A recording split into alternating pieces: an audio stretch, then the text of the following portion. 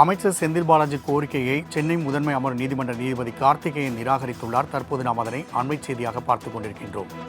மேலும் கூடுதல் விவர செய்தியாளர் கிருஷ்ணமூர்த்தி வழங்க கேட்கலாம். கிருஷ்ணமூர்த்தி, வாரண்ட் பிறப்பித்து சாட்சி வரவழைத்துள்ளதால் விசாரிக்காமல் தள்ளி வைக்க முடியாது என்று நீதிபதி தெரிவித்துள்ளார். மேலும் அமைச்சர் செந்தில் பாலாஜி கோரிக்கை நிராகரிக்கப்பட்டுள்ளது, காரணம் என்ன? கூடுதல் விவரங்கள். வணக்கம். சட்டவிரோத பண பரிமாற்ற தடை சட்ட வழக்கில் கடந்த ஆண்டு ஜூன் 14ஆம் தேதி கைது செய்யப்பட்ட முன்னாள் அமைச்சர் செந்தில் பாலாஜிக்கு உச்சநீதிமன்றம் நிபந்தனை ஜாமீன் வழங்கி கடந்த வாரம் உத்தரவு ஒன்றை பிறப்பித்திருந்தது. அதன் அடிப்படையில் இந்த வழக்கு சென்னை மாவட்ட முதன்மை அமர்வு நீதிமன்றத்தில் விசாரணையில் உள்ளது.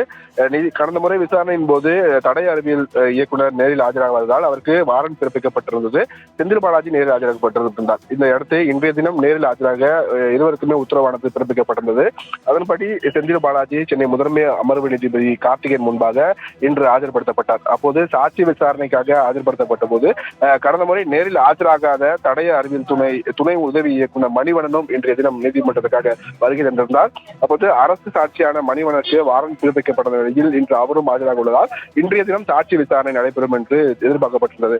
முதன்மை அமர்வு நீதிபதி கார்த்திகேயன் முன்பாக செந்தில் பாலாஜி ஆஜர்படுத்தப்பட்ட போது அவர் தரப்பில் மூத்த வழக்கறிஞர் என்ஆர் இளங்கோ ஆஜராகி வாதிட்டார்.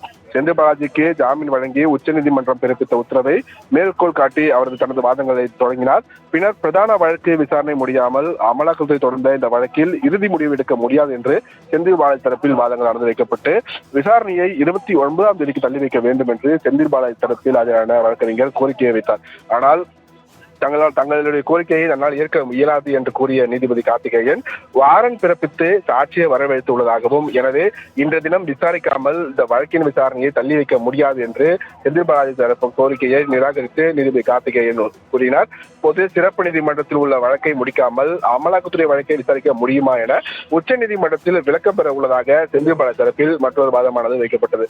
தடை அறிவியல் துணை உதவி இயக்குனர் மணிவண்ணன் குறுக்கு விசாரணை நடத்த வழக்கை இன்று பிற்பகல் நிச்சயம் சாட்சி விசாரணை நடைபெறும் என்று கூறிய நீதிபதி வழக்கின் விசாரணை பிற்பகல் 3 மணிக்கு தள்ளி வைத்திருக்கிறார். அப்போது சாட்சி விசாரணை நடைபெறும்.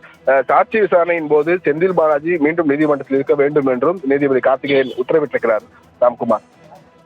கிருஷ்ணமூர்த்தி, தகவலுக்கு நன்றி.